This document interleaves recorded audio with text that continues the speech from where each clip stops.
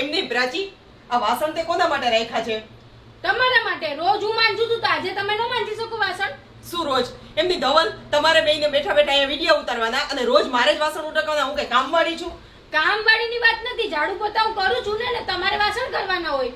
એમાં શું વાસણ કરવાના? તો આજે તું પોતા નથી કરવાની? પણ હું રોજ કરું જ છું બે. ઘણીવાર તમને મજા નથી હોતી તો હું ઝાડુ પોતાય કરી લઉં છું, વાસણે કરી લઉં છું, બધું કરી લઉં છું ઘરના. હા ઈ વાત સાચી હો તારી, તું જ બધું કરસ, હું તો કઈ કરતી જ નથી. તો હું શું નહીં કરતી હોય ઘરમાં કઈ? આ તો જો નો પોસાતું હોય ને તો કાઈ નહીં, આ વસ્તુનું આપણે આઈને છે ને ફેસલો કરી જ હા નાખીએ. તો આજે ફેસલો જ કરી નાખીએ. આપણે બધા છૂટા થઈ જઈએ અને તમે વયા જાઓ તમારી રીતના ને હું વહી જાઉં મારી રીતના, એટલે સૌ સૌના કામ કરશે. બરાબર? હા બસ આ એક આવડે છે, છૂટા થઈ જવાનું બસ, બીજું કોઈ વસ્તુ આવડતી નથી. વાત થાય ને જે ગમે તે વાત હોય એટલે સીધી છૂટું થવું, છૂટું થવું, અલગ થઈ જાવ. પણ ક્યારેક હું નો કરું તો તમારે એમ કહેવાનું હોય કે તમે લોકોને આમ જ કરું છે ને તમારે આમ જ કરવું છે, કરી નખાય ક્યારેક કામ. હું તમને મજા નહોતી તો ઝાડુ પોતા કરી નાખું જ કે નહીં? એટલે રોજ મારે ખાટલામાં પડ્યું રહેવાનું? તો હા તો એમાં જોઈ નહીં તો એટલે હું ખાટલામાં, તો તારો મતલબ એમ કે હું રોજ માંદી થઈને પડી રહું તો તું બધું કામ કરીશ, બાકી ત્યાં એમાં સુધી જોઈ ને બીમાર હોય તો જોઈ મજા સાજા મજા હોય. હું બીમાર થઉં ત્યારે તમારે કરવાનું, તમે બીમાર હો ત્યારે હું કરું, તો એમાં અરસપરસ હોય તો જ મેળ પડે આમાં. હા તો એ તો મને ખબર છે કે અરસ પરસ હોય ને તો જ મેળ પડે. પણ જો સાંભળ ધવલ, આ વસ્તુ તો ખાલી એક મજાકની છે, મતલબ એટલું બધું અમારા વચ્ચે સિરિયસ કોઈ મેટર પણ નથી.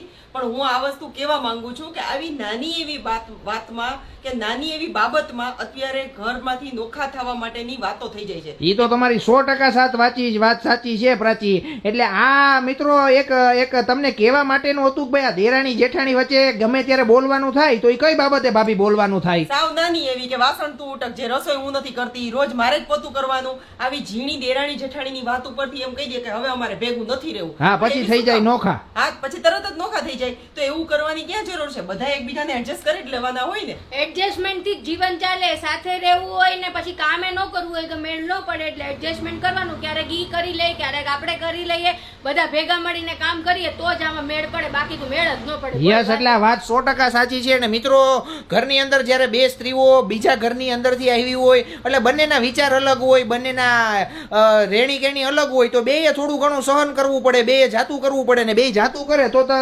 આખું ઘર એક ઉજળું બનીને ખીલી ઉઠવાનું છે, બાકી તો પછી ભેગા રહ્યો કે છૂટા રહ્યો. અને આમાં પાછું થાય શું કે એકવાર જો આપણી કોઈ મગજમારી થઈ ગઈ એક દિવસ પૂરતી તો આખી જિંદગી પર તમને યાદ રહે. આમાં ઘણાના મગજ એવા હોય ને કે તમે આખી જિંદગી પછી યાદ રાખે તે આવું કર્યું હતું ને હવે હું તને નહીં જ મૂકું, બસ બદલો લ્યો, બદલા લેવાની જ વાતો કર્યા કરે. બસ આવી વાત ઉપરથી જ આવડો ઝઘડો હોય ને, આ રાઈનો પહાડ જે કહે છે ને આપણે કહેવત, એ એવી છે કે આ આટલીક વાત હતી અને એને યાદ કરીને મગજમાં ઠુસાવી અને એને એટલી મોટી કરી નાખે ને કે છેલ્લે એમ કે હવે બે ભાઈઓને અલગ કરી નાખો. પણ ઈ બે ભાઈઓને અલગ કરવા વાળી કોણ હોય? બે બાયું જ હોય ને.